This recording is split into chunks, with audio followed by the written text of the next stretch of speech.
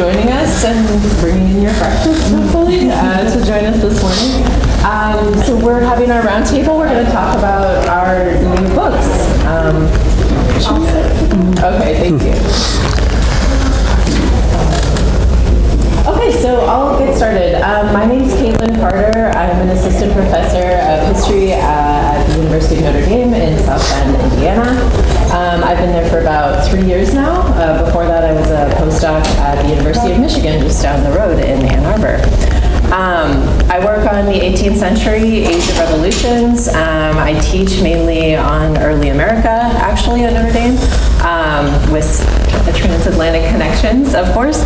And I also teach a lot of media history, kind of more broadly. I think I'm the exception on the panel in that my book is not yet out, which is why it's the one black and white image here, just the title page. It's going to be published this fall with Yale University Press, and it's called Democracy in Darkness, Secrecy, and Transparency in the Age of Revolutions. So just in short, the book looks at debates over the place of secrecy in politics to explore how people understood and set up representative government during the Age of Revolutions, specifically in the United States and France. I argue that although transparency came to be considered essential to securing a type of political representation that was reflective of public opinion, in fact, politicians worked in secret quite a bit with the intent and effect of establishing representative government that was much more insulated from popular participation. Secrecy, counterintuitively, lent legitimacy to regimes claiming to speak on behalf of the people by limiting the threat of popular disagreement to after laws were passed rather than during the lawmaking process.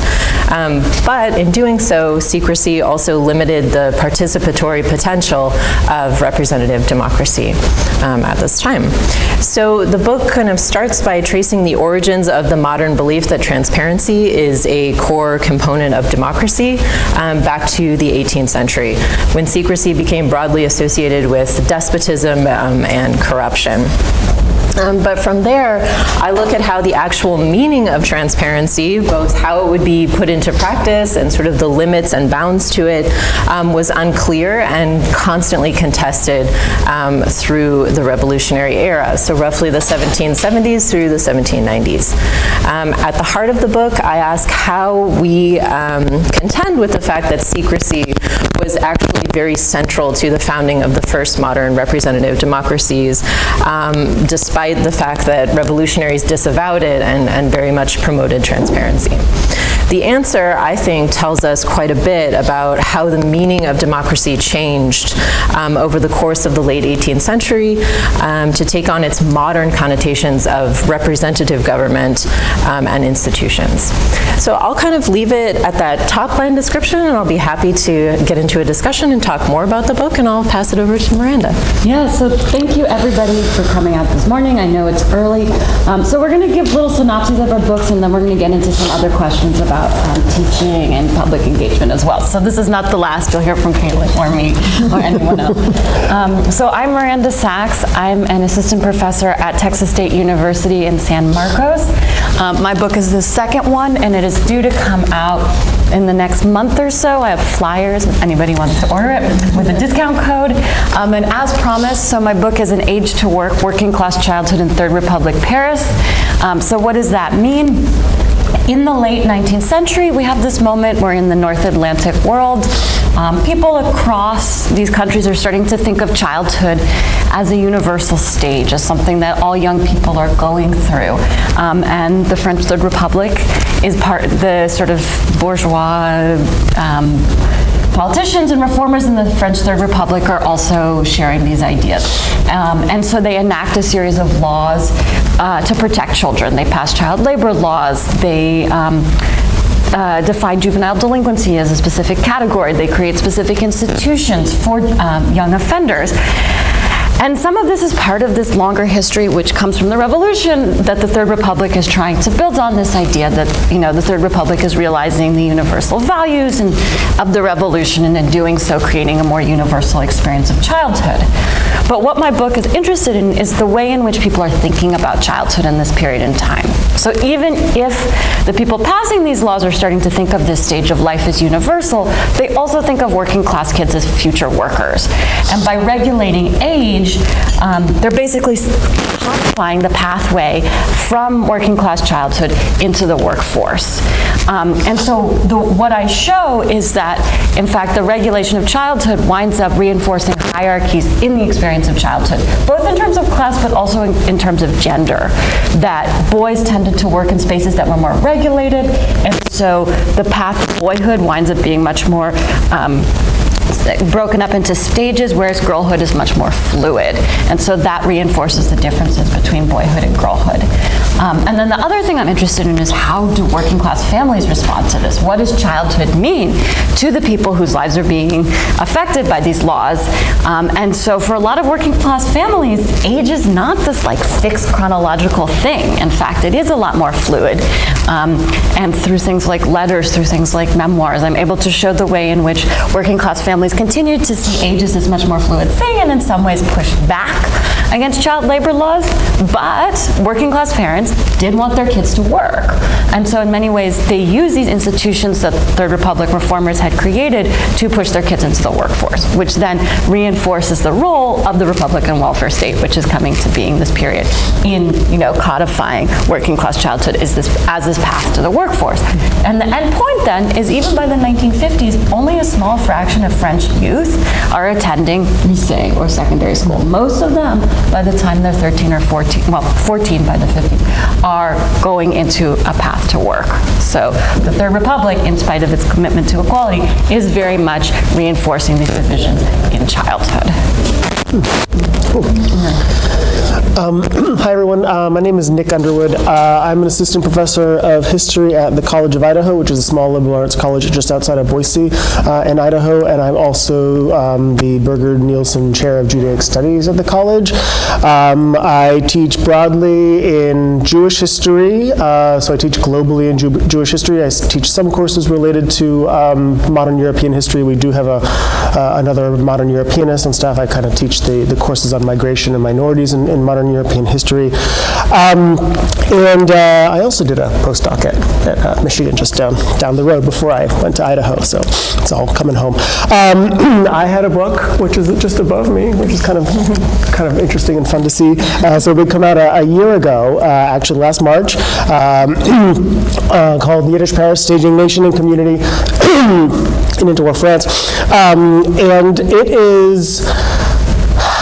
I sometimes think of it as the biography of the forgotten homeland of Jewish diaspora nationalism, which is Paris. And what I mean by that is, so among Ashkenazi Jewry, or Jews that originate from Central Europe, or the Central European lands, there was this idea that percolated in the early 20th century that was diaspora nationalism, which was basically that Jews ought to, and this was kind of in contrast to Zionism that was emerging at the same time, that Jews ought to kind of find homes wherever they are, right? And diaspora nationalists oftentimes did this in Yiddish. They thought that Yiddish was the language that they ought to do, that kind of create this national project in. And through my research, I found that Paris was a place where Jews were doing this. They were creating kind of cultural norms and the kind of bedrocks of their daily lives in Yiddish, all while thinking that they were extraordinarily French when they were doing it. So what I do in the book is I kind of trace this history through the 1920s and the 1930s, looking at the cultural institutions that they established. There are some that are still around. Some still based in Paris. Yiddish theater troupes that emerged. Yiddish choruses that actually were based in Paris but traveled all throughout Western Europe. And the book ends with the World's Fair, where in 1937 there was a Yiddish cultural pavilion that was put up at the World's Fair, kind of supported by the Popular Front government. What I trace is really what happens with this cultural group is that they wind up being embraced by the left, mostly people that adhere to the socialist or communist parties, and actually see this Yiddish these culture makers as contributing something to French society in this kind of this mode of thinking about the boundaries of the Republic and the boundaries of Frenchness and what this means. So kind of it culminates in 37 with the development of the Yiddish Culture Pavilion, and I found that there are people who are supporting the cultural output that don't speak Yiddish. Right, the number of theater reviews that I read that were about, like, I don't speak a word of Yiddish, but this play was up there with the best of the French avant-garde, and how they talked about how they would watch people's faces to respond to the scripts. So it's really just kind of a telling of how this migrant community started to kind of try to establish themselves in France, did it in Yiddish, all while thinking that they were kind of contributing to the French Republican moment. There's a mythology, a mythos kind of in Jewish culture, and especially in Europe, that looks to France because it's the first nation that emancipates its Jews, right? So it's kind of built up in this, that France in Europe is a place where Jews can create some sort of stability, even though we all know that changes over time, but this kind of really is embedded in this, and this is the project. I also find it very interesting that it kind of couples nicely with emancipation. The Jews, especially in Alsace, were kind of eschewed use of Yiddish as a mode to become French, and then in the 1920s and 1930s, these Eastern European Jews come in and they think that Yiddish is actually the way to become French. And I'll leave it at that, but that's a bit. Hi, everybody. Thanks for coming. Thanks to Miranda, especially for gathering us together. I'm Megan Brown. I'm at Swarthmore College, where I just got tenure, so that's the thing. And my book came out last year with Harvard University Press. It's called The Seventh Member State, Algeria, France, and the European Community. And at Swarthmore, I teach modern European history, sometimes classes focused on France, a variety of things. I tend to skew to the 20th century, but not exclusively. So my book puts into conversation European integration and decolonization by looking at the very peculiar status of Algeria within the foundational treaty that creates the European Economic Community, which is one of the key precursors of today's EU. And essentially, it's a story that I found very surprising in the archives as I was preparing to write it. In early iterations of European integration, French authorities wanted to keep the empire very, very far from integrated European institutions, which they saw as a meddling force that should not have anything to do with the empire. But as the sort of crises of empire emerged and got impossible to ignore by the mid-late 1950s, which was right when this treaty was being negotiated, French diplomats really radically changed tactics and instead insisted that Algeria be named in the Treaty of Rome. And this document is signed in 57. 57 then becomes this really striking moment when Algeria that is still considered by the French, and thus through this treaty by its European partners to be juridically part of France, is in an integrated European institution and is named as part of its geographic bounds. Algeria becomes independent in 62. I don't think I have to tell this room this. Normally I talk about this book to people who do European integration, so less background necessary maybe. But sort of incredibly in 62, Algeria is not immediately ousted from the EEC, but its relationship is really unclear what that actually will look like.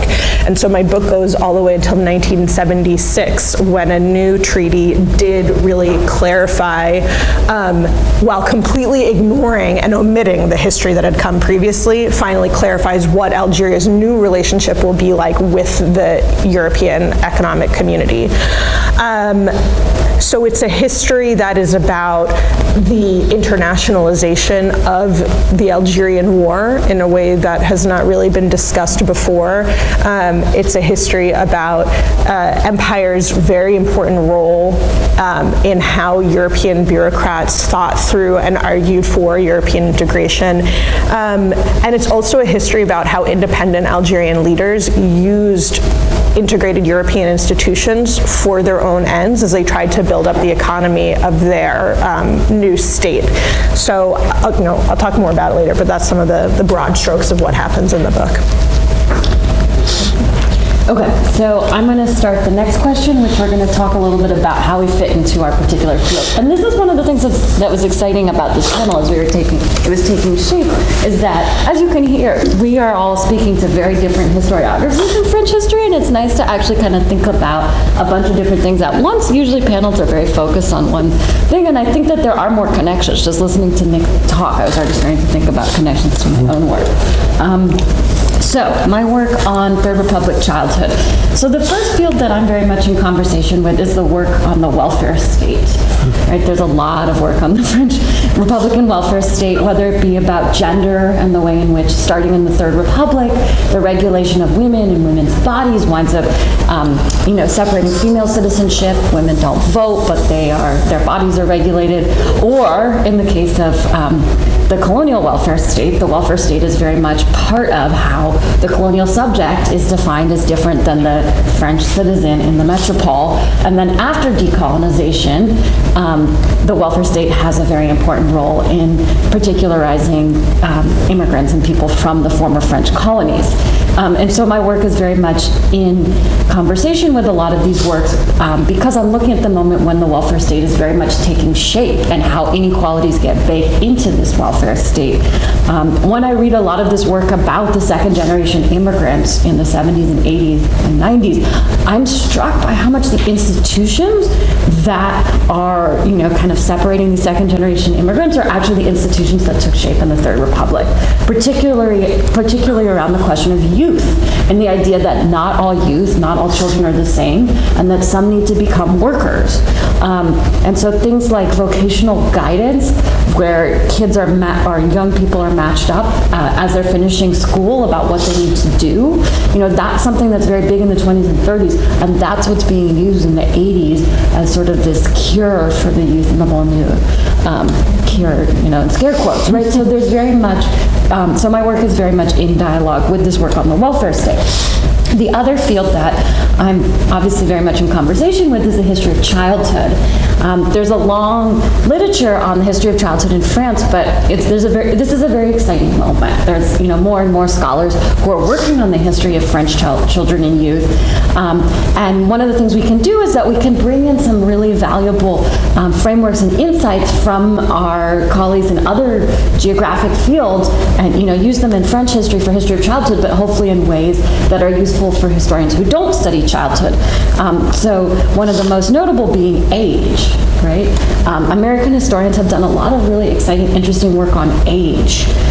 Age is a category of analysis. Particularly, the difference between social age, the way that we sort of interact with people and how we're perceived, versus chronological age, right? Your date of birth, the age that we have from our date of birth is chronological age. And I'm studying a period when chronological age starts to have meaning and starts to be used as a way to regulate populations, to regulate people in France. And so there aren't a lot of books out there right now that really think about the way that the meaning of age in France. And so my work is very much trying to, engage with age and think about the way in which the Third Republic, one of the categories that is very invested in regulating is age. The French are really good at keeping records. We know this. But we need to kind of think about the fact that, French people have birth certificates, I think, a lot earlier than a lot of other countries. Why is that? Why is age so prominent? What does it mean? And even if they have birth certificates, they just tend to be a little slippery, I have found. And the other field that I think is really interesting in history of childhood that I'm engaging with is girlhood studies. There's a lot of books about, recently, these collections about girls and girlhood. Gender history has often focused on adult women, and a lot of the frameworks from gender history can also be used if we intersect it with age and think about the ways in which girls specifically, exist within the Third Republic or even, within the longer history of France. So those are some of the fields that I feel like my work engages with. So, I deliberately kind of constructed this book in a way to, I think, speak to literature in Jewish history and Yiddish studies, but it was important to me that, because I think that this is, because the people that I studied thought that this was a story about French history, right? So I very much tried to kind of bridge the two fields and bring them together. Something I know very well, kind of trying to knowing the audience and which things do I have to explain? Do I explain the Popular Front here, or do I explain the Yiddish? Which one do I do?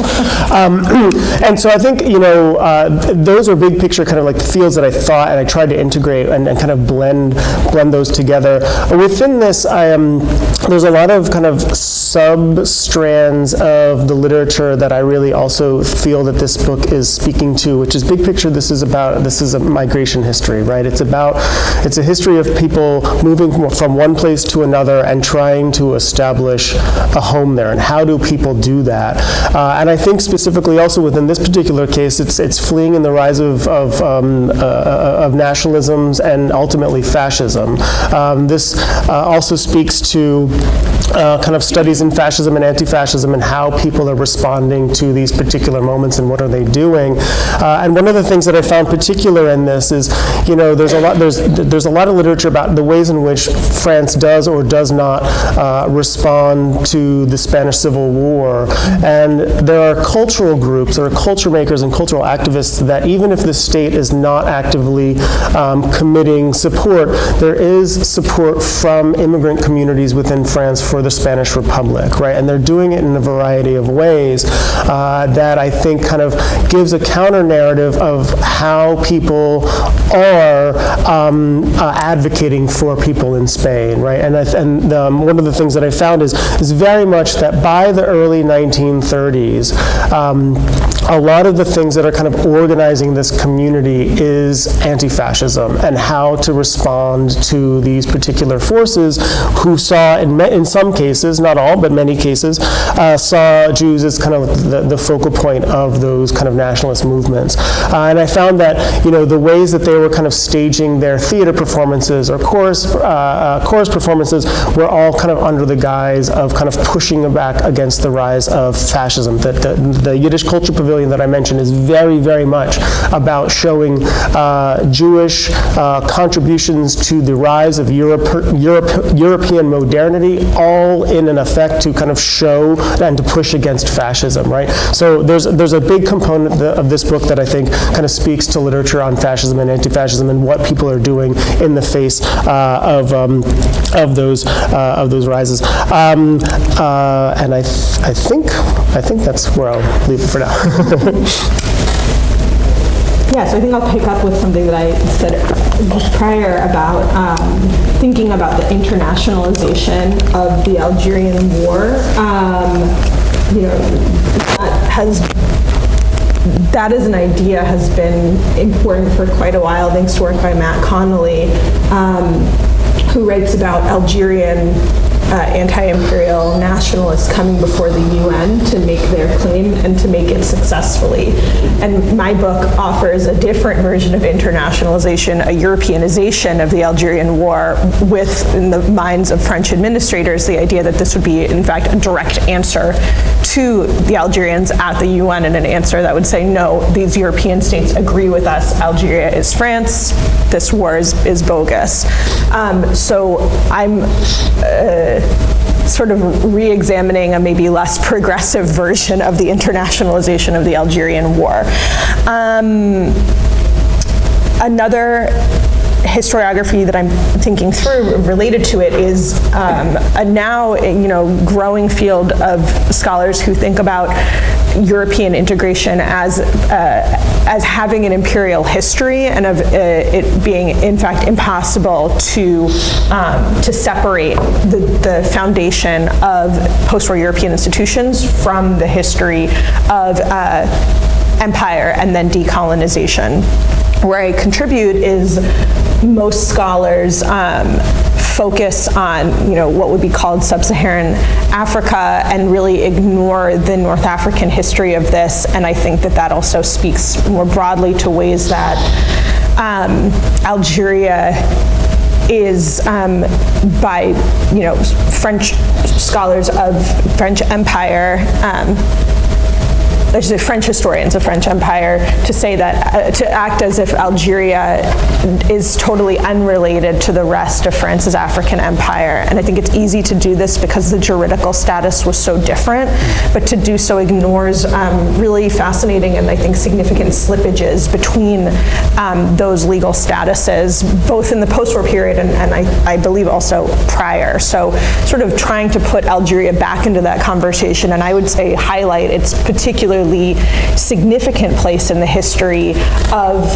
France's European integration policy, to the point that, in fact, policies that the French attempted to make for Algeria wind up instead impacting newly independent African states other than Algeria in the long run, more so than Algeria itself. So yeah, I think I'll just stick to those two for now. Yeah. So I'll bring up the rear here. First by just kind of saying that something I noticed when everyone was speaking, and something that I would also echo, is that everyone said, oh, my book is speaking to multiple fields, and I'm not, I always have to choose what I'm emphasizing based on different audiences. So maybe that's, we're 4 books, but maybe that's a bit of a trend in new French history. So mine is the same. My book fits very squarely in the kind of revived field of the Age of Revolutions, which is really vibrant right now, connecting the study of the French Revolution to the broader Atlantic context. So at first glance, my book might appear a little bit more traditional in that it's looking at the American and French revolutions. This is because I felt that a lot of books that have done that did so fairly superficially, and I think there's just a lot more to be said and gained from looking at those connections and comparison. But I also should say that neither of these revolutions are treated in a vacuum in the book, so the colonial context is constantly there and is very central to what I'm writing about. So there are transnational elements that I look at in my book. I do look at figures who moved back and forth across the Atlantic, who read what people were writing on both sides, who looked at what was happening in both contexts and brought that knowledge back to decisions they were making in their homes. And I emphasize the significance of those connections, but I would say that my book is more aimed at taking the nearly simultaneous invention of representative democracy in these two places as an opportunity to examine the multiple meanings and possibilities of this political form. So kind of looking at it beyond one national context to get a better, a richer understanding.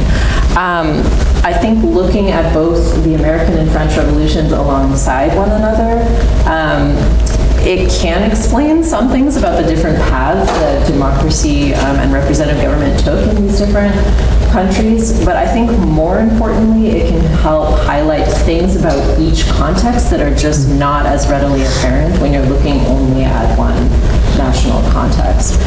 So for example, one of the big things that comes up in my book is looking at how Jacobins in the National Convention worked, and how Federalists in the United States, their avowed ideological enemies, worked in very similar ways, actually, and how they thought about representative government very, very similarly, contrary to how contemporaries and historians tend to look at them as very, very opposed.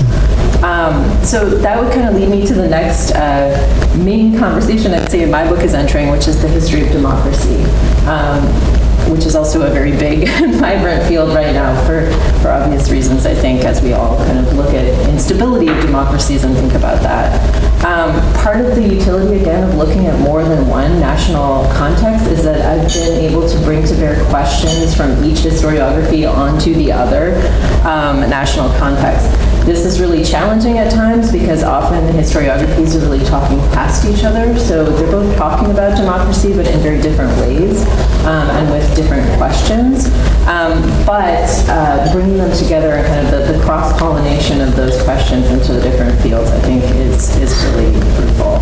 And that kind of brings me to the last point I would bring up that I think specifically in the French context my book is kind of speaking to, is getting into some of the recent debates over the terror. So what it was, if it was even, and why it happens. Relatedly, it also speaks to a recent focus on the Directory in kind of the later 1790s and looking at that period of the Revolution. And then, of course, the book also builds on the very long and rich history of the press and public opinion in the 18th century. And I think specifically connecting it to the history of emotions. So I'm very interested in the intersection between the history of transparency and communication with the history of emotions, and kind of looking at how transparency was actually enacted, I think gets into a lot of those questions about the role of emotion versus reason in politics and kind of in the public sphere. So yeah, I'll leave it at that, and then I think pass it to Nick to kind of kick us into a discussion about teaching and how our books fit into that. Yeah, so we're going to transition to kind of thinking about how we think that our research and works kind of connect to teaching, and how we might also recommend using some of these texts in the classroom.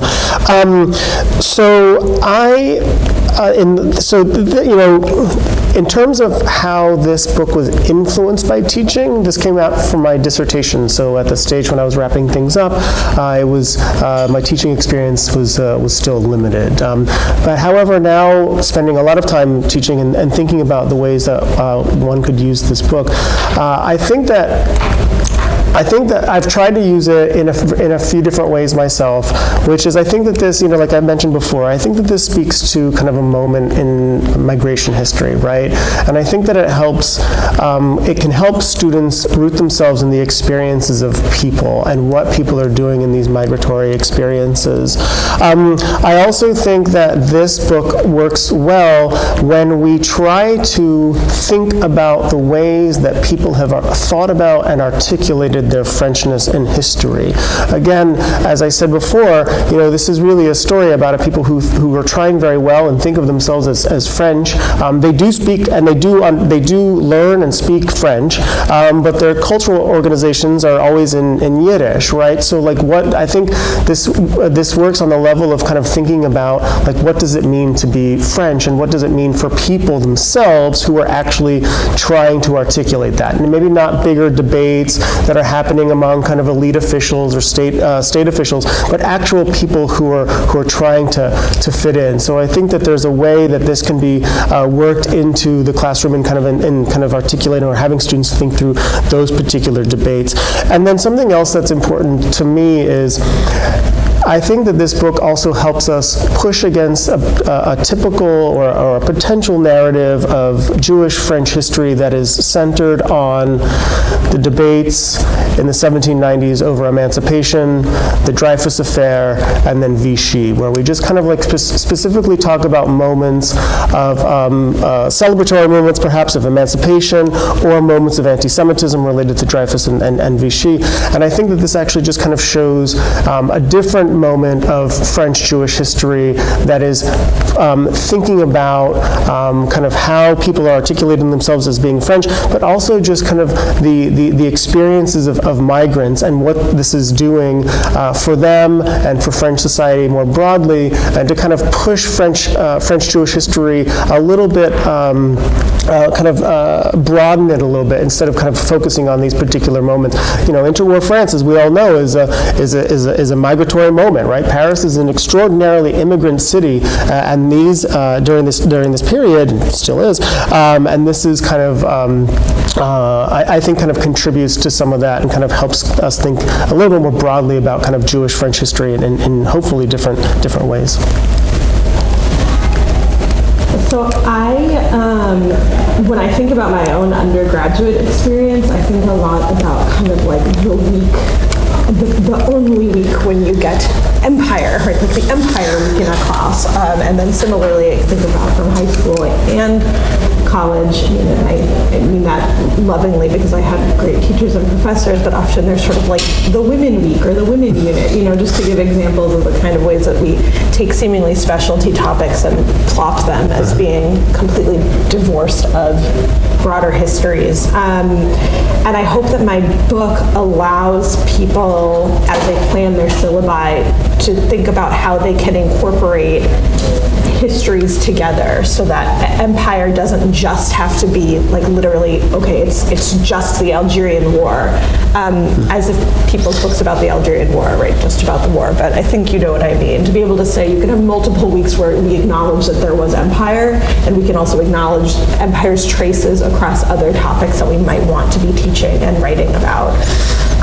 So that's where I hope to see the book, is just to invite people who are talking about post-war Europe, post-war France, 20th century Europe, to be able to say, right, empire isn't just the moment of decolonization. There's a lot of other ways that we can be thinking about it. I'll say too, you know, that I hope it's an invitation for people who find European integration history to be really Byzantine, confusing, bizarre, because I would say that in most US contexts, it's not something that many of us learned ever in a formal setting.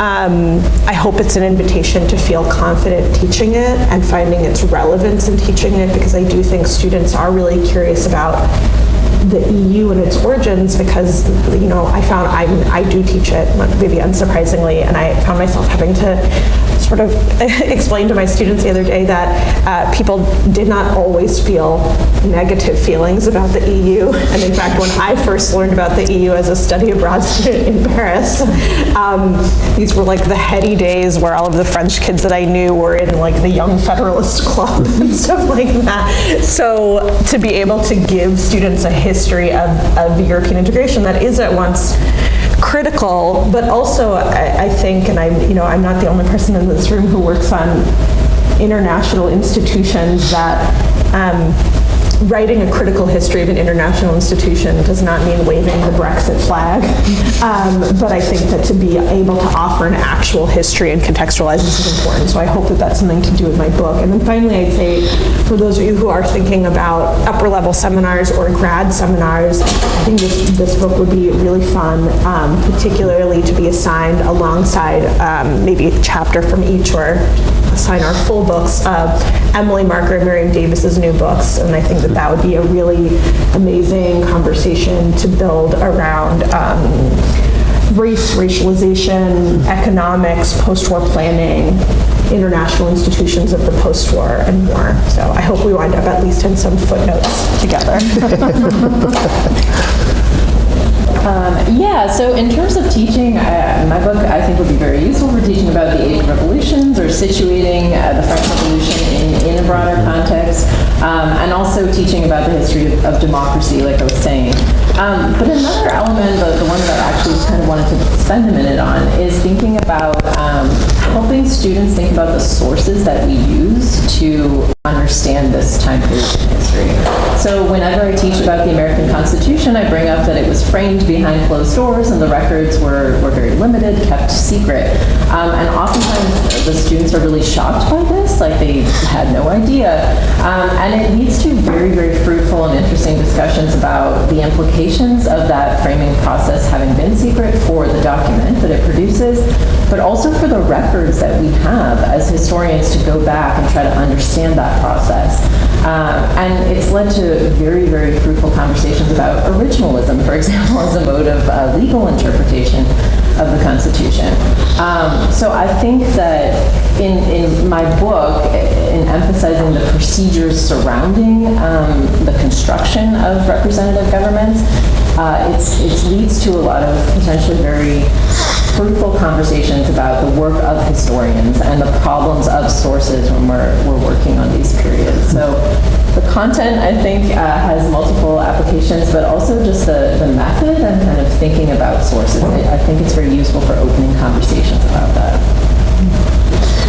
Okay, so do most of you teach Western Civ, Intro to European History, 19th century history, right? Like, all of us have to teach this sort of broader survey. And one of the things is, like, when you hit the 19th century, I found that it's often challenging to find recent historiography that students can relate to about some of these topics like the Industrial Revolution that you know you have to teach. And so this is where I think my book would be really helpful, is it is a book about child labor. It is a book about the way in which a changing economy gets people to start thinking about children, not just as part of the family, but as they leave the home, as individuals, as workers, and then the state responds and says, actually, no, we need to remove children from the workforce, right? We all know this idea that the little hands made the Industrial Revolution, but that kind of, like Megan was talking about, you have Women Week. We don't get to have Children Week, but undergrads really like learning about children. It's a category that they recognize because they went through it. And so I think integrating some of the chapters in my book about child labor or about urbanization, about young people in Paris, about the police, I think would very much connect to students. So particularly chapter 6 about sort of the going through the city of Paris, I think a lot of undergrads would relate to. And then absolutely for some of these more specialized classes, it is now possible to teach a class on the history of French childhood. There's enough out there, and I know not all of you are going to do that, but I think it would absolutely fit in that. And then a lot of us teach classes on the history of Paris, and thinking about Paris as this urban space that's also a space where children work, and it's also a space where they play. We know about the rise of the police in Paris. The police are very involved in policing children and childhood and kind of the work and play. So I think it fits into all of those various kinds of classes.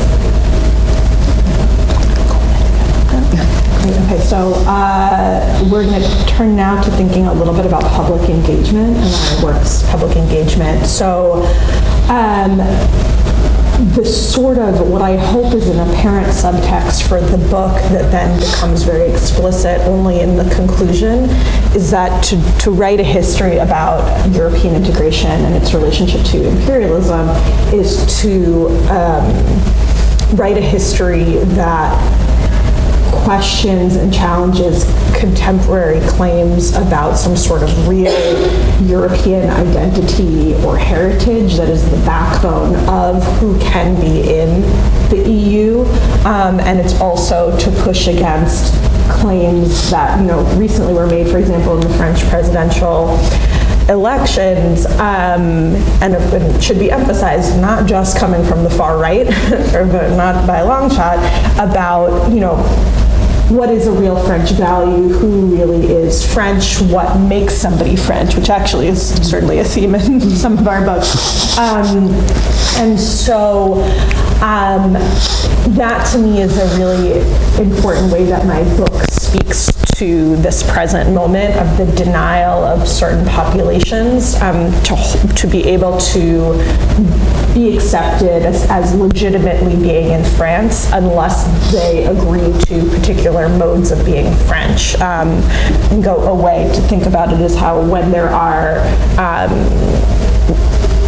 discussions about, for example, terrorist attacks in France, there's often this rush to say, the root cause is that laïcité is not being taught enough, right? That if only the children understood laïcité, the greatest of French values, then they would, then they would know France and love France. And my book is thinking about what it means, at a European level, that there are populations who were drawn into not just France but Europe, and then are claimed to be in this fold, only to be rejected today and be told, they are not part of it. So that to me is an important part of this history, is to challenge that kind of discourse in France, in Europe, and really more broadly. Yeah, I'll just have a brief note on public engagement, building off what Megan was saying. I think one of the challenges, I think historians need to engage more publicly. I think it's really important, especially right now in the US and France and in all these places. But I think it can be really tricky, as we all probably know, because historians are aimed at bringing complexity and nuance to things, and that's often not what the public discourse is doing. So I guess I just wanted to kind of echo some of the challenges of doing that, weighing in on really politically charged questions that seem really integral to politics in the current moment. My own work, I've had a similar kind of challenge with talking about threats to democracy or misinformation, social media's impact on democracy. And sometimes what I found my work can kind of bring to that conversation can easily get politically distorted to kind of back something that I would absolutely not back politically, today. For example, that secrecy can have utility in representative politics in certain cases. That can easily be kind of twisted and used to kind of justify something that I wouldn't want it to. So I guess I would just say that in thinking about engaging publicly, I think it's something that's really vital, and I think all the books up here have something very important to say to public issues that are really crucial right now and heated, but that it is very challenging to do. So I'm not even proposing an answer, I'm just kind of throwing it out there as something that I've been thinking about a lot in thinking about putting a book out and the reach of your book, and can that reach be beyond the academy? And in doing that, how do you have to adjust the way you talk about it and the messages that are coming out of it? Yeah. So one of the discussions that I think I've been engaged with, and I've published on, and Katlyn has also published in Made by History, although not about the same topic, is there tends to be a discourse when anything happens around children that's very ahistorical, right? And I think we saw this, people are not going to love this, around the pandemic, right? Like, if children are not experiencing childhood the way that we as people in the late 20th century experienced childhood, then there's something wrong, right? That this is a crisis. And I mean, there were genuinely really bad things that were happening over the last couple of years, but oftentimes it does become very ahistorical. And I think it's important as a historian of childhood to take a step back and think about the way that childhood exists in the present is just one thing. Not fixed, it is not permanent, it continues to change, and it is also a version that's very much based on inequalities, not just in France, but in the United States as well. And I think as a historian, Katlyn was talking about nuance, kind of complicating how we think about these concepts that exist in the present. And as I said, in my case, in childhood. The other place where that popped up in the last couple of weeks is unfortunately around child labor. I did not think that my research about 19th century child labor would be so relevant, but in reading the reporting the last couple of weeks about the migrant children or rolling back child labor laws, some of the discussions that are happening are really similar to France in the 1870s and 1880s, and the fact that they are so similar, I think, is important and worth highlighting. Yeah. I'll probably be brief here because I think my comments kind of echo a lot about kind of like how I think that I think a lot of our work, and my work in particular, kind of engages the questions about what it means to be French, especially in our particular current moment, thinking about migrants and how that is being discussed kind of in public discourse in France now. I think to that, I think that what my book also adds is a conversation kind of added to the layers of the history of French anti-Semitism and how French have been kind of how Jews have been understood as either belonging or not belonging in France. And so I think that it kind of helps kind of broaden our understanding of French anti-Semitism, because the people in my book do experience anti-Semitism, and kind of like puts that into a larger context. I will also say this, in terms of engaging with the public and people beyond academia, I have been told that it has too many footnotes. And so apparently that is something that maybe we have to think about. I told him, but that's what we do. He was very angry about the number of footnotes. It's like, okay. Yeah, I mean, the last thing we thought we would kind of just address, and we're happy to address whatever anyone is interested in too in a bit of a discussion, just as some publishing advice. I don't know, coming right off of this process, I'm actually reviewing my proofs right now, so I'm still in the process. But yeah, I mean, something that I wanted to bring up is just that I think what my perception is, and this is not just in French history, I think this more broadly, is that like with everything in the historical profession right now, it seems to me that publishing academic books is getting difficult or it's getting harder to do that. It seems to me also that a lot of academic presses, or big academic presses, are also moving toward trying to publish books with commercial viability, and that there's a big emphasis on this. The too many footnotes comment is something that I also encountered and had to kind of think about. So I think that's in some ways good, but also carries some risks in terms of what's coming out of that process, or kind of suggestions of, oh, you can bypass full peer review because, this has enough backing, you can just go forward.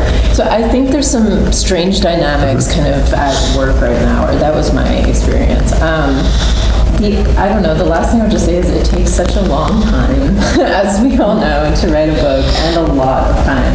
And I've been thinking a lot about advice that I got as, departing grad school, kind of setting out into a career trajectory of prioritizing the book and making sure that you don't lose sight of, that's the thing you're working toward and going to it. So I guess just in terms of if anyone is working on their book or thinking about it, just talking to people with experience, getting all the advice you possibly can, and putting thought also into promoting your book, because you work on it for so long, and I think it's easy to have it come out and think, okay, I never want to think about or talk about that again. But just to actually, I've realized that promoting a book can be a full-time job.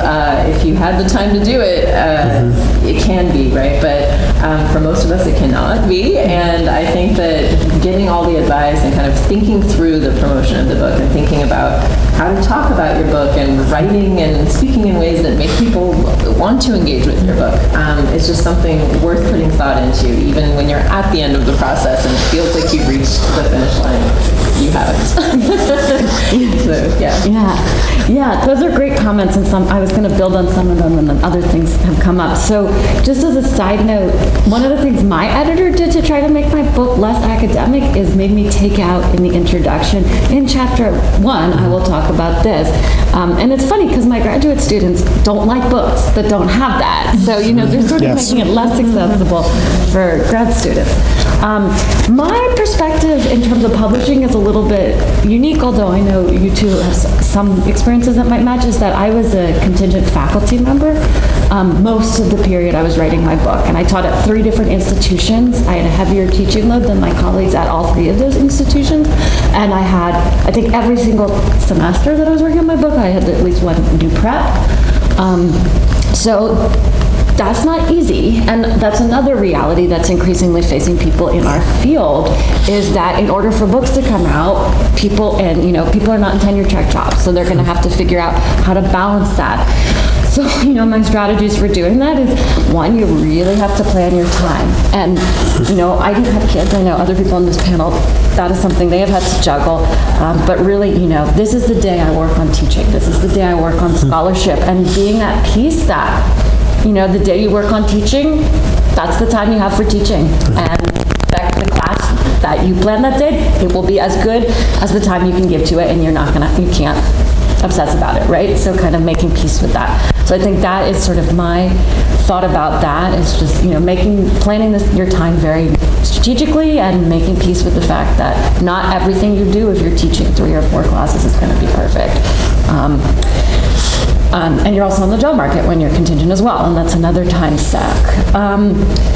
The other strategy is that my editor came through a connection. So one of the nice things about teaching at 3 different universities is your network is really big.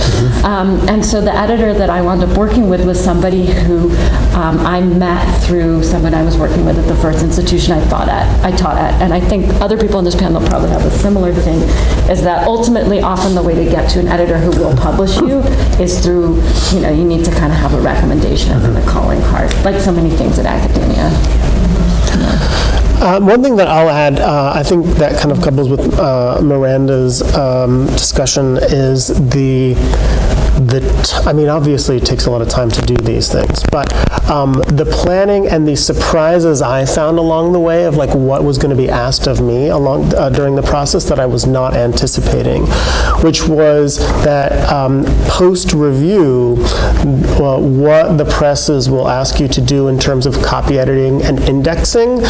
The thing that I found is that it seems like there used to be a moment in academic publishing where some of those components were kind of done in-house by the presses. That is no longer the case, at least that has not been in my experience, and also in a few colleagues that I've helped kind of go through the process, which is that that is being put on the authors, so the time and also the financial resources that authors are having to kind of come up with are significant. And so that's the one thing that I would probably say is when we're kind of thinking about these projects is to keep in mind that, post-review, we're going to be asked to do copy edits, and we're going to be asked to pay for that. We're going to be asked to index the book, and we're going to be asked to pay for that. And so kind of in planning, try to figure out a way not to, A, be surprised by that, and B, like how to very early on try to figure out ways to put some of those funds together,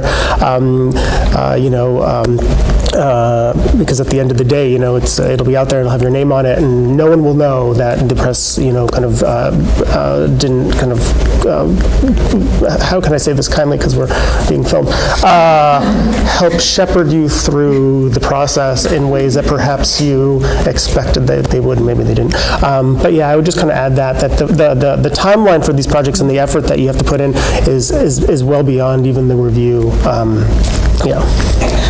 Yeah, so to pick up on that, and this is coming from a very, very well-resourced institution, so recognizing this is not advice everybody can have, but if you can afford an indexer, pay the indexer, use your time as you can. Mm-hmm. Related to that, call in favors with friends when you're at the editing stage. So when I got my proofs, it sort of didn't occur to me until too late that what I wish I had done was ask one friend per chapter just to read it. Mm-hmm. And the nice thing about that stage is it's literally to catch typos, so that is where you don't need to be calling on your academic friends, you can call on your normal friends.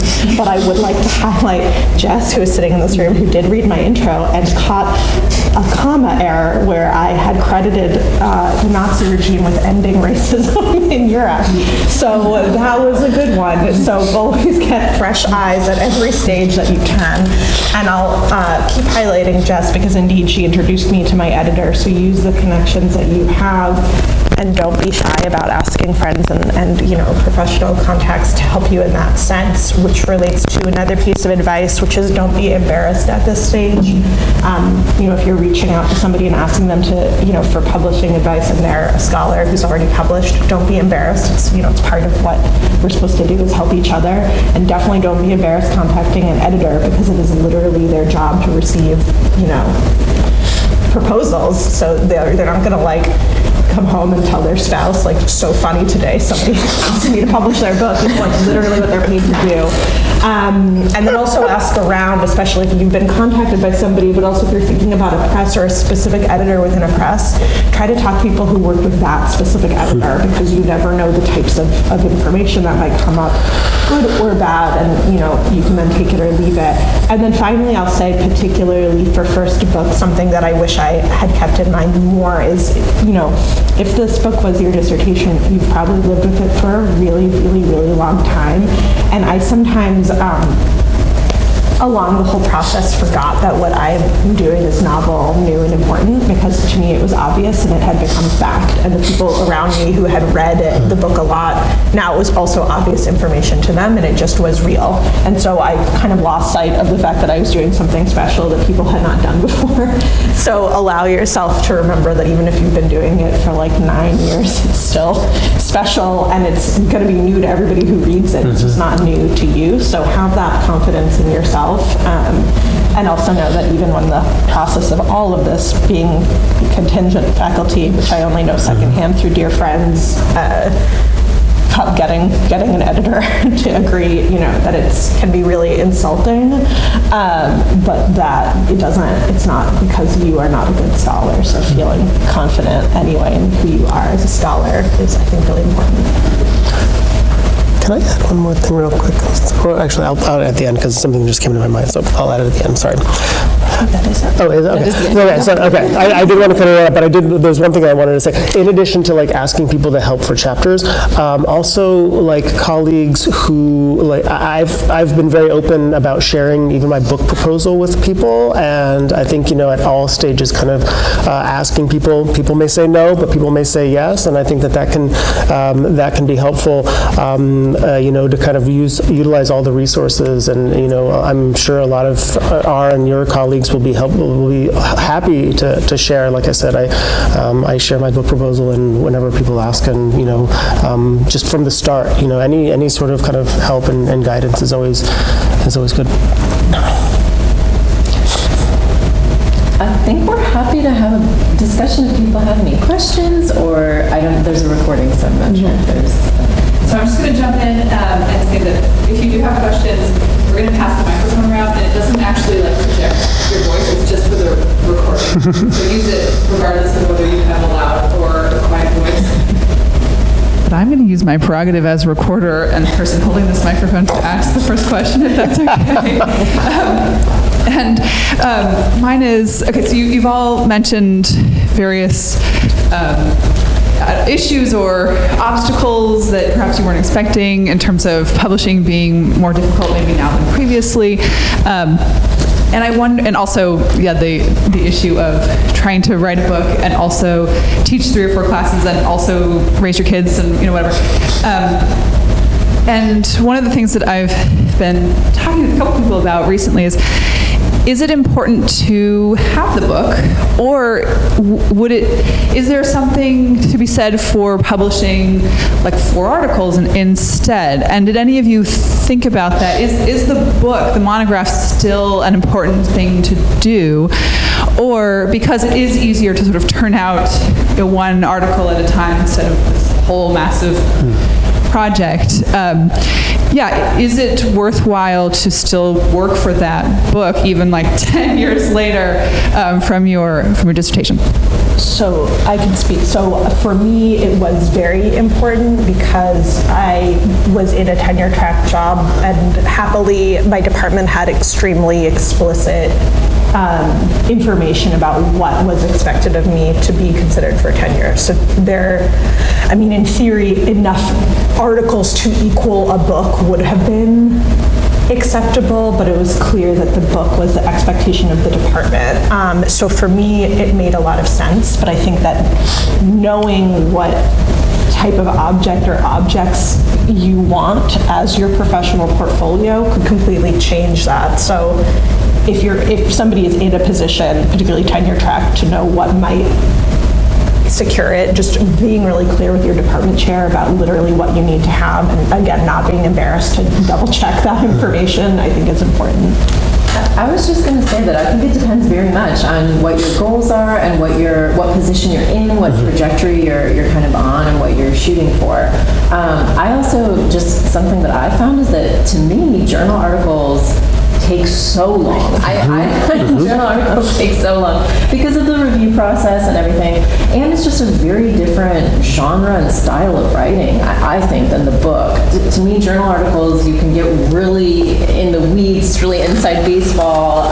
You can make some of those really fine interventions into these historiographic debates in a way that the book, and again, it depends on the type of book you want to write, the audience you want to reach, but the book to me felt different. It was more about making it accessible to more different audiences, not being so in the weeds and inside baseball. So to me, it felt like 2 things. One, your goals career-wise and kind of what you need your publications to do for you or where they need to get you. And then on the other end of it, thinking about what you want to accomplish with that piece of scholarship, like who you want to reach with it, what kind of intervention you want to make. Because I think it's pretty different for a journal article versus a book. That's my kind of thoughts on that. So my institution is a book or 5 articles, and there are people in my department who have written 5 articles. I had to write the book because at a certain point when you're contingent, either you have, that is the one thing you can do, like if you've been out long enough. So I had to write a book. I'm not going to make an argument though for journal articles, because I do think it's worth raising this, is that with teaching, particularly with undergrads, teaching journal articles is a lot easier. We don't assign whole books to undergrads that much anymore. And so even with scholars who've written really important books, oftentimes, like, I find the article that is the book and give that to the undergrads. Or, you know, you assign a chapter. So I do think there is an argument to be made for articles. Yeah. I think everything that I would say has been said, except for, you know, I think it depends on your situation. For me, I completed the book because I was almost towards the end of a second postdoc. I thought I was on my way out, and I was like, I want to get this out there because I want to have this out in the world, and if I'm not in this profession anymore, at least this exists. So there was a bit of that kind of wrapped up in it, but I think that was a personal story. But I think very much it also depends on your situation. Kind of what. So I have a question. My name's Sydney Watts, and I'm from the University of Richmond. I'm curious about books that are now being published electronically in chapters. In other words, and it's actually very helpful for teaching when you can download a chapter from a book and assign it as a PDF. And if that was an option given to you, and if that was something that you thought about as you were publishing. I was not given any say by the press in the sort of formats the book would take. I mean, obviously, I knew that there was going to be a physical form, and I think I would have complained had there not been something tangible for me. But other than that, I wasn't given a say. I wonder if somebody did feel strongly if they could make a real request for particular e-formats, but yeah. So I knew that there was going to be an electronic version of the book published, but it's available on JSTOR in that exact same way. I actually did not know that that was the way that it would be published online until afterwards. So I think it does work. In some cases for accessibility, actually, because if the book has access, I'm learning this through my library, because it has access through JSTOR and because of the specific type of subscription that our library has for like electronic resources. Like our library doesn't have the capabilities to electronically check books out to people, but if it's on JSTOR, they have access to it. So I actually like it because it means that some libraries that perhaps have more limited funds can actually have electronic access to it, and there is it's beneficial in terms of like how you can very easily assign a chapter. I've actually told students to just go, oh, you can download chapter 3 or whatever. So there's some benefit to that. Yeah, it's super useful for teaching. I'm going to say I use it a lot, but I've thought about that too. If we're moving towards something where even our books are only actually consumed in like small chunks, how that changes the way you try to write it or think about it. I also wasn't given an option. I don't know, they didn't really ask, or I didn't have that discussion, but I think you're absolutely right that is the way most students are encountering this for sure, and probably even other people just kind of going to the chapter that they're interested in. And yeah, I don't know, I think that should be a discussion about how we write books given that. I'm Scott Johnson. In part because I'm sort of midstream in the process right now. What I found really helpful and interesting that I wanted to highlight, the framing question, was the order of the roundtable from synopsis to intervention to teaching, marketability, and then public impact. So that's exactly the format that the proposal takes. And so it's like useful to see that the process. But what I was curious about is how did what you said today change or stay the same from the actual proposal that you submitted? And was there a lot of daylight between the two? Or has it been, this is only proposed, this is going to happen?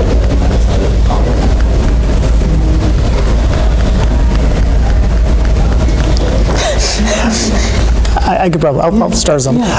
So I think that my section in the proposal on teaching is probably the thing that's changed the most, because like I said, I wasn't doing much teaching when I put a proposal together, so I was writing about something I had no idea about. I think that like my approach now to how to assign sections and think about it in the classroom has changed dramatically. Other parts of the proposal probably are still pretty kind of close to how the project ended up, but for me it's the teaching part that's really transformative. Actually, as I'm thinking about a second project, I'm thinking about how to kind of articulate how it could be used in teaching in very different ways than I kind of put forth in the proposal originally. So yeah, the teaching component for me has changed a lot. I would say that mine has not changed that much, actually. If I go back and look at my proposal, I think some of the very language I use in it is still like in my catalog copy for my book and stuff. So I think mine's been fairly consistent. One thing for me that maybe is different in the order I emphasized, I actually do the public engagement and like, I don't know, present relevance, I actually use a lot more in mine because of the topic. And I know that that's divisive among historians using that or not, but that's kind of a path that I took. And also just thinking about writing a book that straddles multiple fields, that's not just French history, I thought a lot differently about the audience for it, because it's true that in teaching it, there are fewer classes where it would be like, oh, the whole book would fit into this class unless it's on the Age of Revolutions or something. So then I thought about it a bit differently in terms of what is maybe useful reader, who maybe I envisioned the audience being.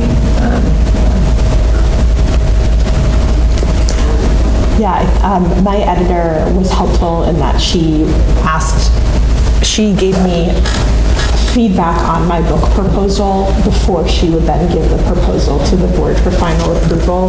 And it was clear that she was making the pitch and that the board was going to be more receptive to a book that seemed more available and accessible to a general audience. And so the way that I talk about my book to, scholars is, I think, truer to the way that the book is. Like, it's endnotes, not footnotes, right? In terms of thinking about what that looks like as an entry for people who don't like, feel uncomfortable with citations, that sort of thing. In my acknowledgments where I talked about, my dissertation advisors, the word dissertation was removed from the acknowledgement because it was, didn't want to have it be so tied to, I guess, both my youth and scholarly name. But I think that at the same time, it's not like it's fundamentally changed, but I think that the difference is it is a more scholarly book than the book proposal in some ways suggested.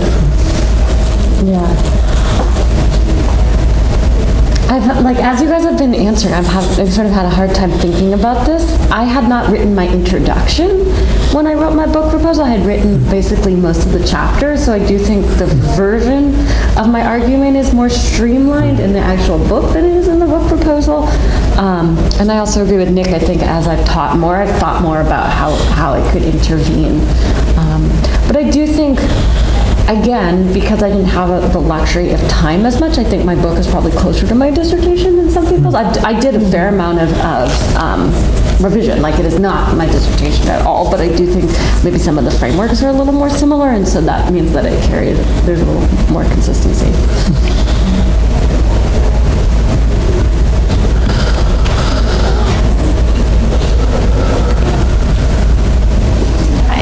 Jess Pearson. I teach at McAllister College. First of all, congratulations on these wonderful books. You should be so incredibly proud of all the work you've done. I read Megan's book, but I'm so excited to read it. And Nick, I'm thinking about buying your book for a present for one of my honor students. So I actually have two questions. And I thought it was really wonderful that you shared some great advice for people who are maybe working on books, and I just wanted to share a piece of advice that I got from a colleague. Obviously, I also teach at a small liberal arts college, right? And so thinking about how do you get this done while you're at a very teaching-intensive institution. So I had a colleague who has advised to me when I started at my job, at this point 7 years ago, said if you're working on a book project, you should always be teaching a class that's about the same topic as your book project. You should be working through the historiography with your students. You should be engaging with the same sources and kind of working through those with them as well. So you gave us some really great advice about how we could teach your books in our classes, but I wanted to ask, are there classes that you teach that helped you actually write the book? And then I also wanted to know what you're all working on now, if you have new book projects, or if you, and I'm actually specifically curious if any of you are interested in writing something other than a scholarly monograph. So either a book for a broader public audience or a historical or murder mystery or something, totally different. Should we just go down the line? In terms of teaching things that influenced me thinking about the book, I teach teach a class called the History of Fake News and air quotes. That was super helpful for me. I just in thinking about what transparency actually means and kind of the role of misinformation and things like that. I also teach the American Constitution, and I teach, at my institution, I teach mainly early American history, so more on that front. But again, it gave me just, interesting insights into how people who are coming at something, with interest but not a lot of, deeper background knowledge, non-scholars, would receive an argument. Or I one time had a student kind of write a paper that took down one of the central arguments in my book. She didn't know that, right? But she wrote it and I thought, this is, it was just very, very helpful for her to think about that. In terms of what I'm working on now, I would love to write a historical fiction, but I'm not there yet. Maybe someday. I think my next project is going to be about truth and politics in this era. So just this massive anxiety about how does public opinion relate to truth, and how do we kind of have politics that's actually grounded in truth rather than misinformation, mistakes, lies, deception, all these kind of things. And so I think that's where I'm heading. It's also very informed by obviously current events. That's kind of the way that I even developed this first project. So that's where I think that I'm heading. So I teach a class on the global teenager, and it's very global. We often don't even look at Europe, but it's been very helpful to think through with students the history of childhood, the history of age, and the students over time have very much pushed back in this class against various frameworks I've used, and so that has been helpful for me to think through this category. And then actually, I haven't taught French history that much, but I've taught Western Civ or European history pretty much every single semester. And at a certain point you have to come up with the narrative you have, and mine is very much informed by my work as a French historian. I'm very interested in how certain categories come about, right? Once you have the French Revolution and the Industrial Revolution, you sort of male citizenship and female citizenship in Europe get codified with imperialism, as I was saying, like the subject and the citizen. And so thinking about the way over the course of the 19th century these various transformations lead to the creation of categories has helped me think through, where does the child fit in this? I do think the child is a product of the Industrial Revolution, and that comes through in my work. So, global teenager got me thinking a lot about youth culture, and then, a couple visits to the archive, and I've now moved forward 100 years, in the Fifth Republic. It's very strange, and I've done a fair amount of research, and I'm just starting to write a project about second-generation immigrants and sex education from the 1970s to the early 2000s, and thinking through the ways in which sexuality kind of becomes a placeholder for difference. And I'm using a whole range of actors, everything from the Planning Familial, which is Planned Parenthood in France, to various immigrant feminist organizations, to memoirs and cultural products produced by the immigrants themselves to sort of understand how they're thinking through sexuality. So it's still in, historians of childhood are really bad about using metaphors related to childhood, so I'm trying to resist that. But it's still in very early stages. But there's always this discussion about I could have written a second project that was much closer to my first project. I could have done something about second generation immigrants in work. I could have done something about children in colonies in work, which I maybe down the line will. This is a lot farther off. That has been really challenging, but it's also been really exciting to do something that's very new and very different. Yeah. I think that one of the things that I've kind of learned from teaching is how to, again, back to some of the stuff I've said before, is how to articulate not just this work, but I think all the work that I do more broadly in terms of kind of like migration histories.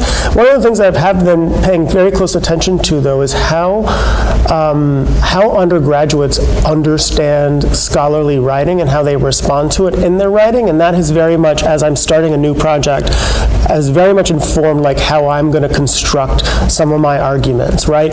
Because they're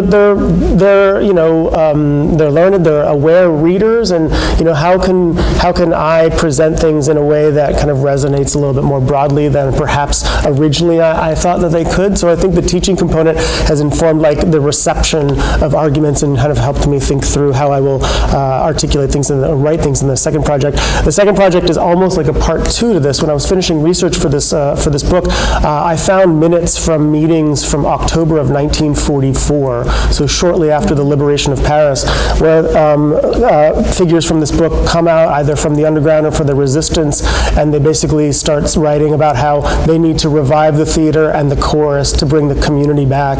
And in December of 1944, they staged the first Yiddish concert after the liberation in Paris.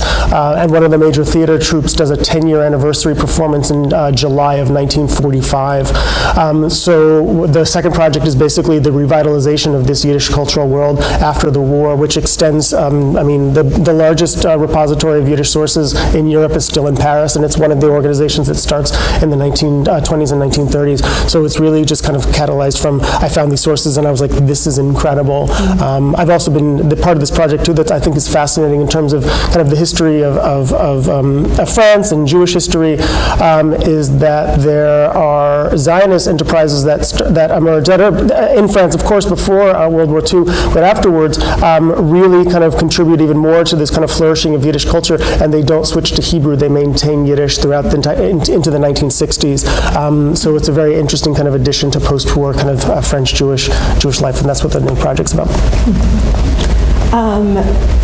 I did teach topics related to my book while I was still working on it, but I think I made the mistake of assigning things I already was familiar with, and I wish I had done the opposite. But actually, related to I sort of have two projects now, and one of them I did teach a class which was a new prep, and it was entirely the bibliography of a journal article that I produced. So I do think journal articles are really time consuming, to sort of go back to that question, but teaching a class, like the syllabus was the bibliography, and it was an incredibly generative experience for me. And that was on empire, tourism, and particularly car travel through Africa. So one of my possible projects, although it's sort of to the side right now, is on this very odd car race that went from Algiers to Cape Town at the tail end of France's empire, and it went from 1951 to 1961, so it's really important moment. So that's one project. And then the other project, and I'll be presenting on it in the very last panel tomorrow, is on a Jeffrey Epstein-like scandal that unfolded in France in the late 50s, early 60s, called the Ballet Rose affair, that took down, among other people, a figure of the resistance who had until quite recently been the president of the National Assembly. So that's the other project, and it's one that I really am backing into, and it's a historiography that I don't know at all, so I'm planning on prepping at least one class to get myself up to speed. Something that Nick just said reminded me too, in the idea of having like a part two of the book, and Miranda too, and sort of saying like, I could do this, I could do that. So back to like hot tips about publishing. After the book came out, I've been asked, I mean, it's flattering and exciting, but I think I've been asked to contribute to like 3 edited volumes that all have resonance with what my book is about. And I really feel like right now I have literally nothing to say about the topic. And I wish, and I think especially for folks who are maybe wrapping up a book and they're like, ugh, this just doesn't fit, like lucky you, like take out those 10 pages and save them, because it is this moment where people want to know more. And in my case, I feel like I really don't have, I didn't use my archives in a way that I thought about, like, let's put this to the side. And I know that there's stuff there, but I just didn't mentally think about it that way. So if you have stuff that doesn't fit, like, it's actually a huge blessing. So that's maybe for, as all of you think about your next stages, don't put in everything.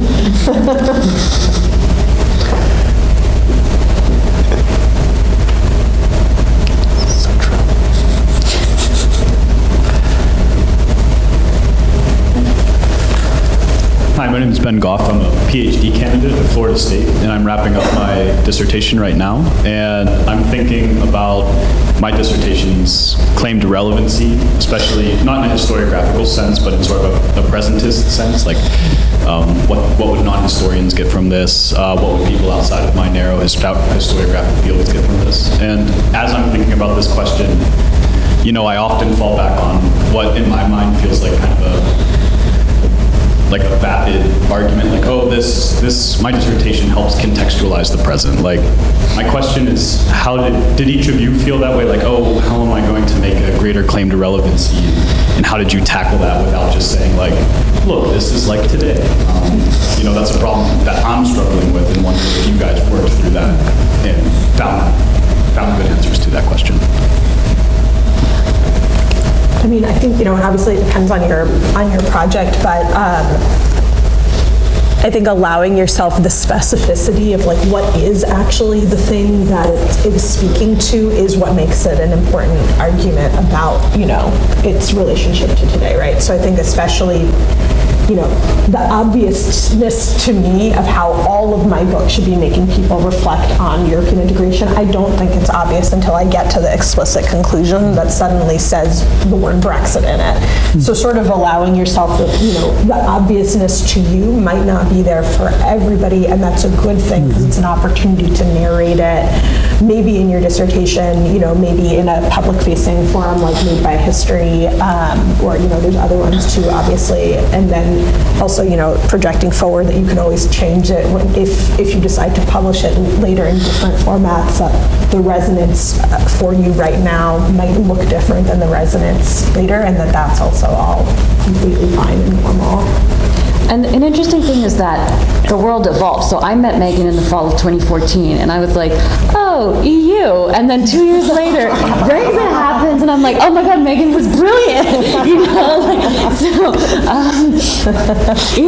Yes, you never know what terrible news is going to make your work more to people. So that's another thing, and I think for my three colleagues up here, their work is more obviously tied, right? Like there's themes about fascism and democracy in ways. And so if you're working on something that maybe you're like, 19th, 18th century France does feel very different, there are still the theme, we're French historians, but we also work on a theme. I think we're all talking about, each of us is addressing something else. And oftentimes that theme, there are relevance. So I'm not an expert on, my research is not on childhood in the United States, but because I'm a historian of France, because I teach on history of childhood, I can write editorials about, the history of childhood. And so thinking about what is your theme, what is the thing you're thinking about, what is the bigger topic that you're engaging with. And I'm seeing people in the audience here who work on medicine or violence, right? You guys have the expertise to talk about those themes, and they have relevance. Yeah, I would just jump in and say what I would kind of look around and say what is something that you think is missing that content, or that people are kind of getting wrong, or that what you're bringing to the table is adding a different element to that conversation, or kind of informing it in a different way, or changing that conversation. That's something that I thought about a lot, and I feel like, especially when you're into the dissertation research, I mean, for me, I was like, I just started to see it everywhere. I was like, oh, this is happening here and here and here. So just kind of thinking about it in that way, like what is something you look at and you're like, this just isn't quite right, or I think that I have something to say about that would kind of shift it a little bit, or kind of change the conversation.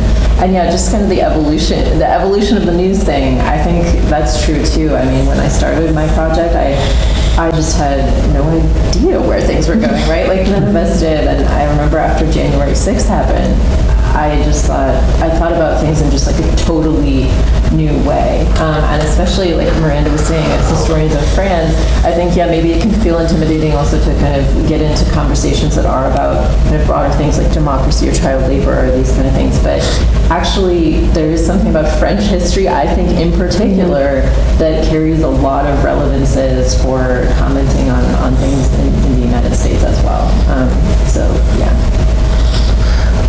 All I will say is just kind of echo everything so we can to the next question.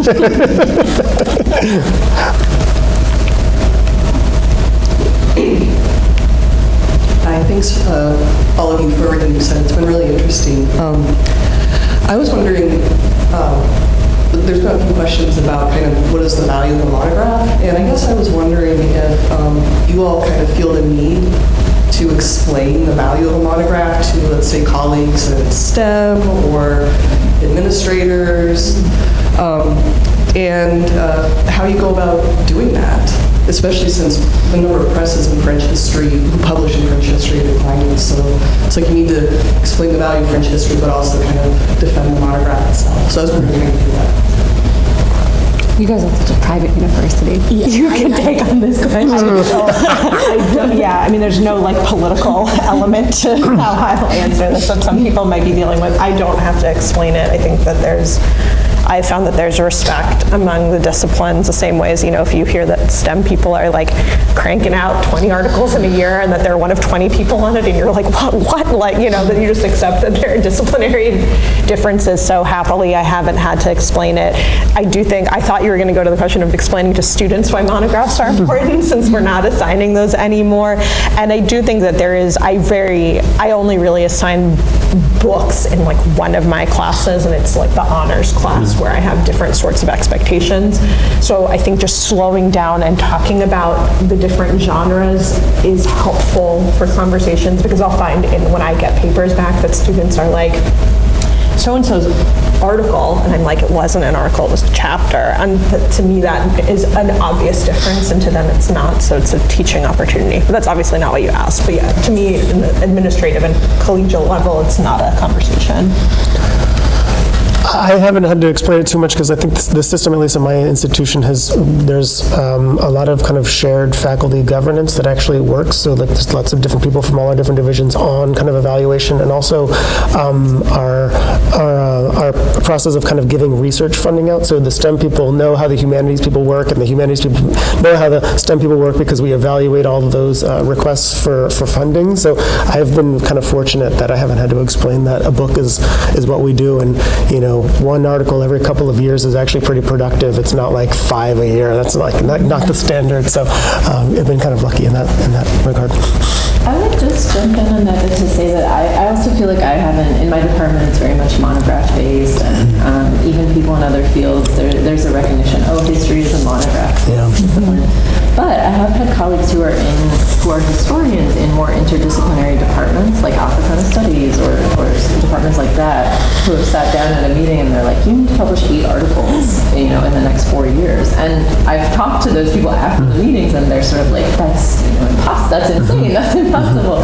And I think there is kind of a lack of, fluency across fields, like you're saying, in terms of what is the time that goes into that, and sort of, the value of a monograph over articles. I also just wanted to build on what Megan was saying about students, and I feel like in writing monographs and insisting that that is an important vessel for scholarship, it's like we're fighting this, just this tide against like bite-sized information, everything. Like students expect everything to be, like one student asked me, couldn't you just tell us the important lines of this reading? And like, that's what we'll read, like tweets or something.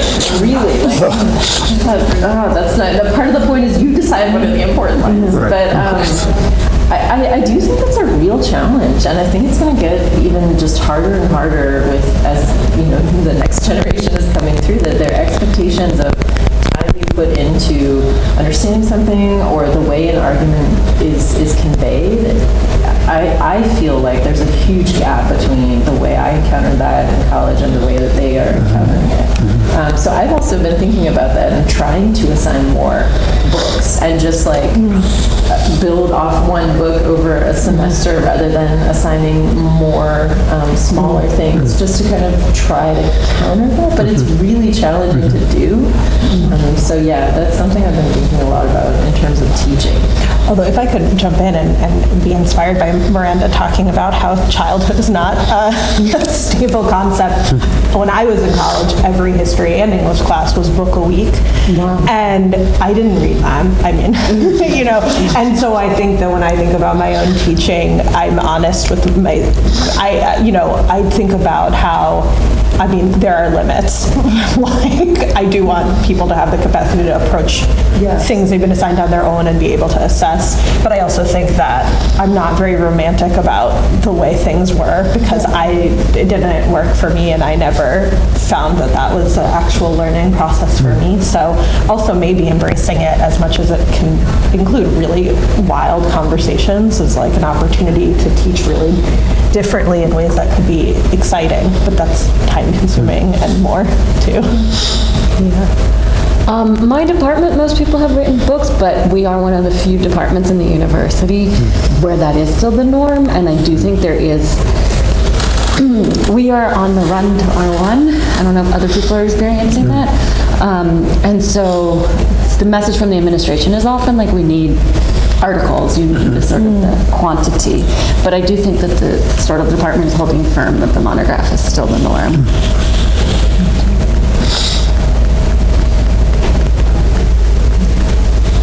I have like 4 minutes, so.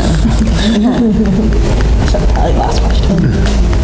Yeah, I just wanted to add a comment to this question, because I think you're young faculty, right? I'm not young. And so seeing it from, 20, 25 years out, looks really different. And I want to also, acknowledge that when you're writing your first book, right, you're coming out of your graduate experience, your dissertation. The second project can be really hard, right?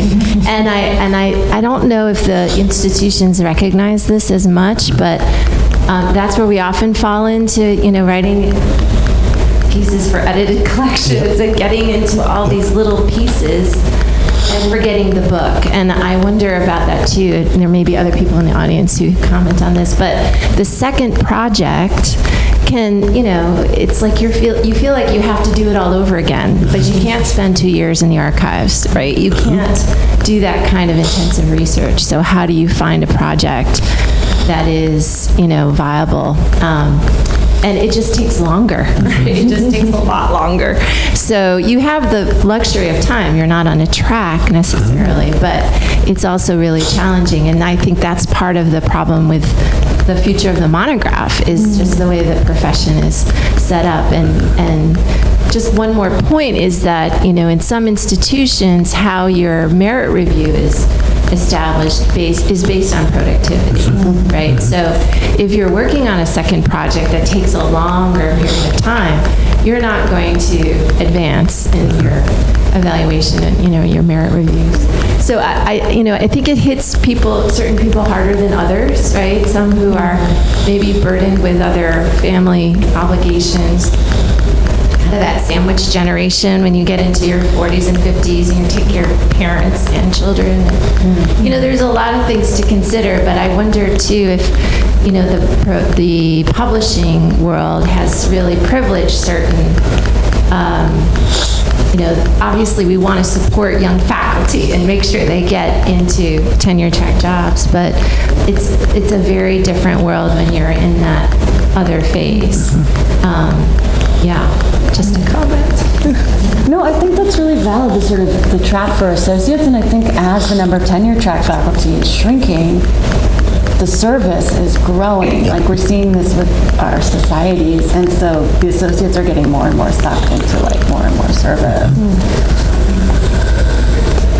I just wanted to respond to what you said. I should have said I'm Caroline Campbell, I'm University of North Dakota, and I'm on the Painting Prize Committee for the Society, and that is the award for the best book in French history. And I would say that the entries that we got this past year, probably 75% of them were first books. And so to your point, I was very surprised. They're wonderful, absolutely wonderful. But what is happening to folks as they get past the tenure stage?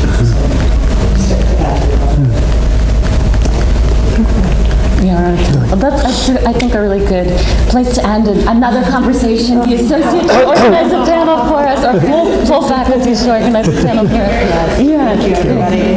Thanks.